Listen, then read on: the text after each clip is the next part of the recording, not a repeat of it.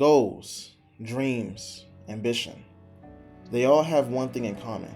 They give our lives meaning, a sense of purpose in a world full of possibilities that are barely within our reach. And though they may slip through our fingers like the shifting sands from an hourglass, our determination drives us to keep going forward obsessively until we've reached them with the little time we have.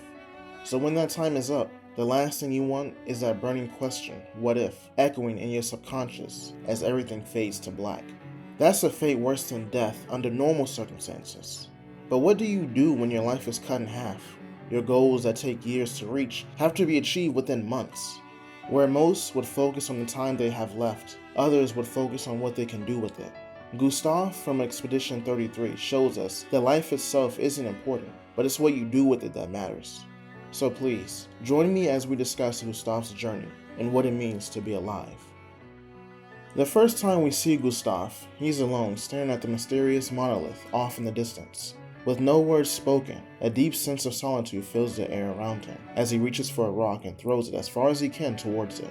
And though the rock never comes close to it, it still gave him some comfort as he contemplates of what's to come, the gommage.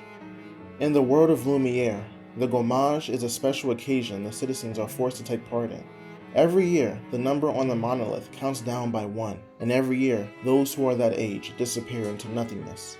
Friends, family, lovers, none of them are safe when they reach that milestone.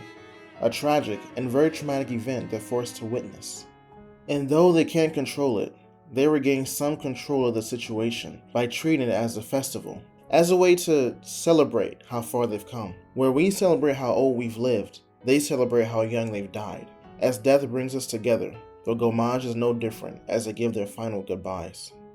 And as the sun sets and everything falls silent except for the time ticking down to the inevitable, hours turn into minutes, minutes melt into seconds.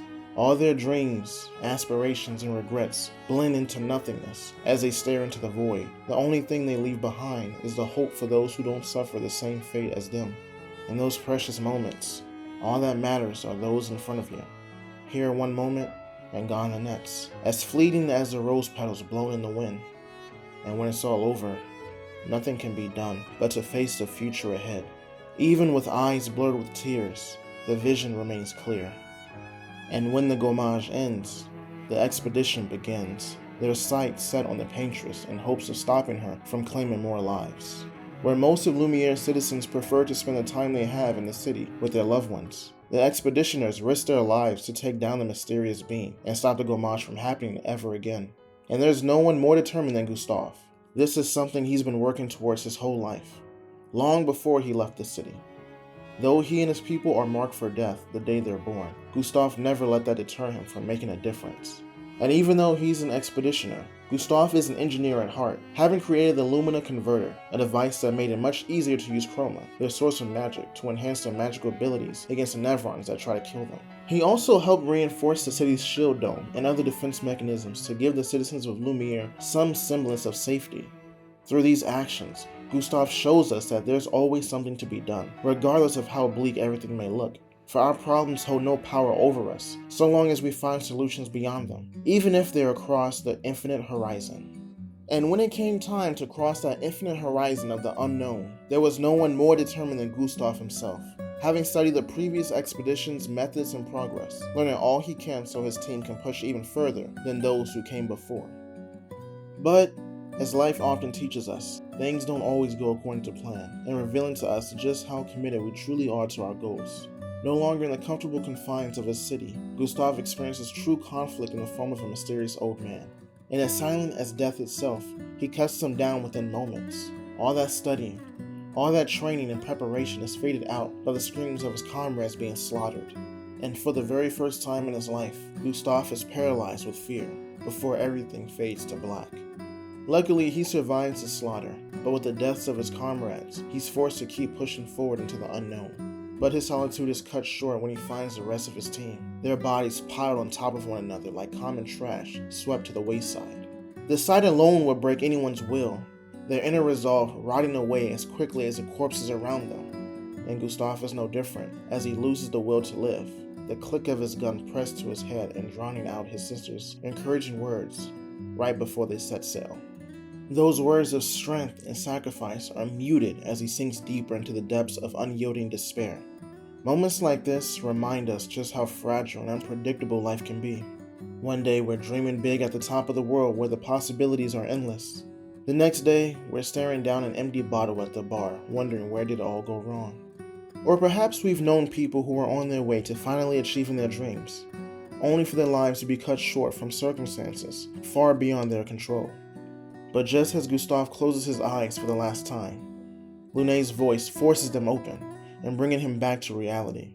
His friend refuses to give him the luxury of calling it quits, not just for his sake, but for those who didn't want to quit, for those who wanted to keep going.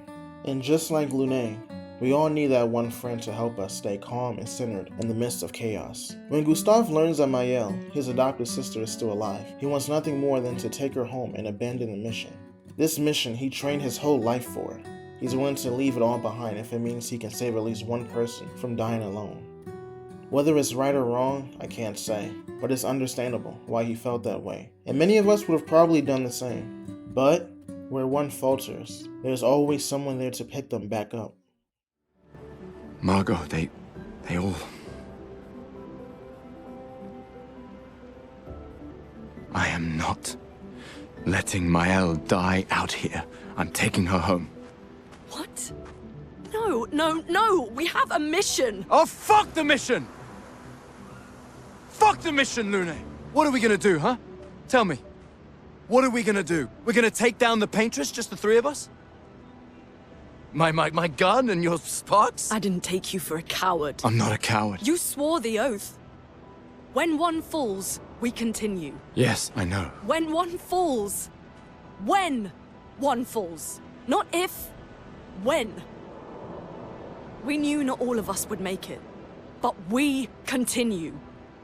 As long as even one of us stands, our fight is not over. But I'm not afraid to fight, it's just Maëlle, she's... Maëlle swore the same oath. I know that! She chose her life. You and I... Come on, we always said the future of Lumiere is more important than any individual life, yes. Do you still believe that? Do you still believe that?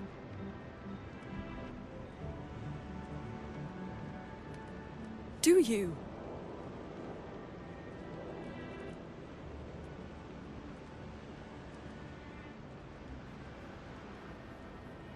I hope I do. Sometimes we gotta remember that our goals are much bigger than ourselves, and that it's never truly only about us, but also for our loved ones who need it just as much as we do. Parents who work hard for a better life, not just for them, but for their children. People who grew up in poverty, who strive to be successful in order to one day buy their struggling parents their own home and live comfortably for the rest of their days.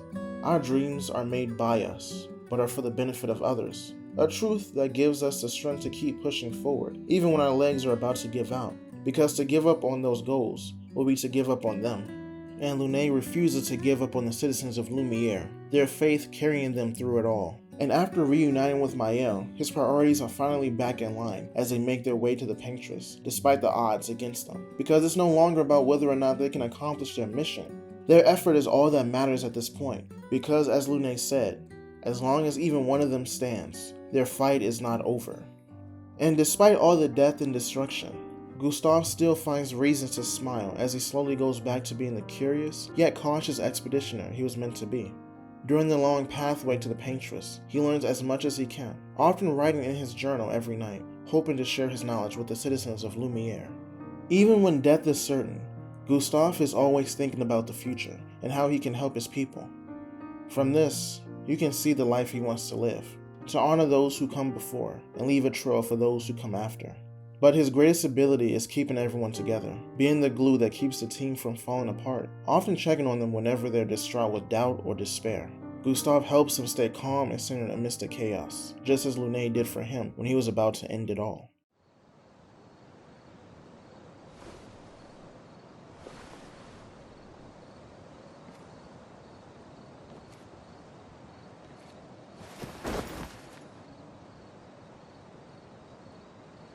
Still too far.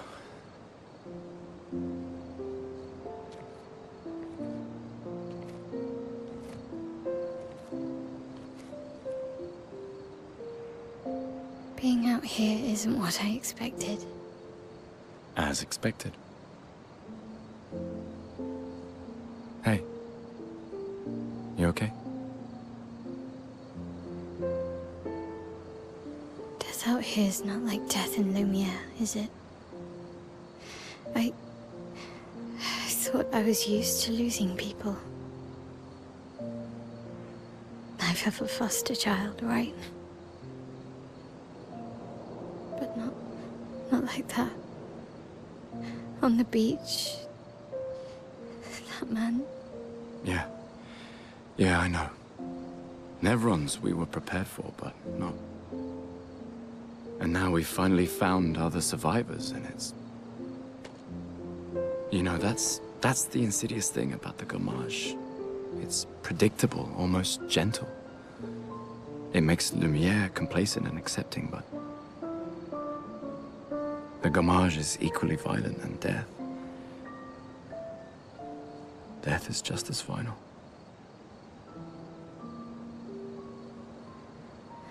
I've been having nightmares. Yeah, me too.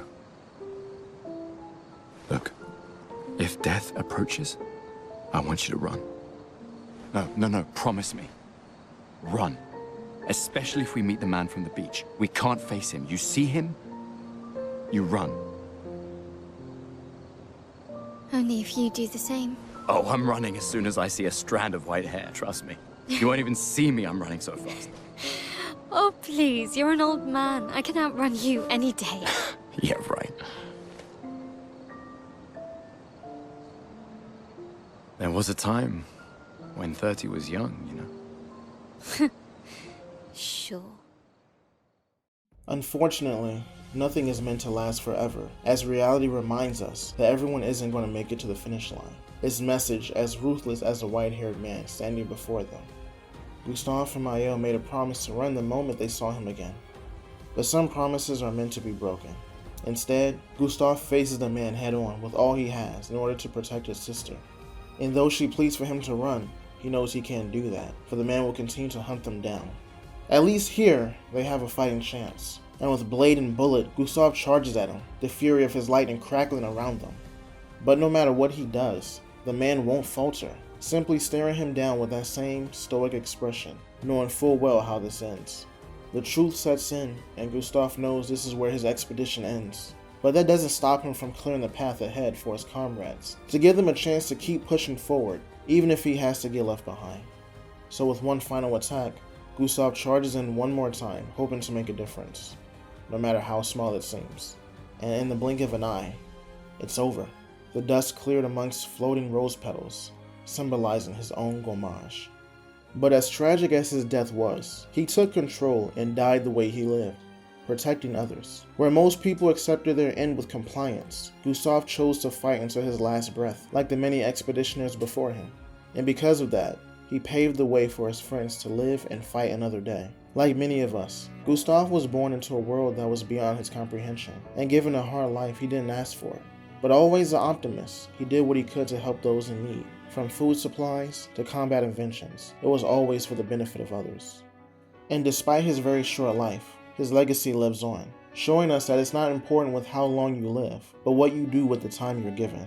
A lesson we can apply to ourselves, to honor those who come before, and to help those who come after.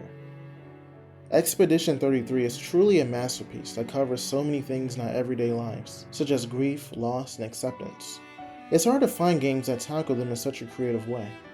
Feel free to share your thoughts on the game, or if there's certain characters you want me to cover. But as always, thank you so much for watching, and please, feel free to like, subscribe, and join the conversation, and I'll see you in the next video. Take care.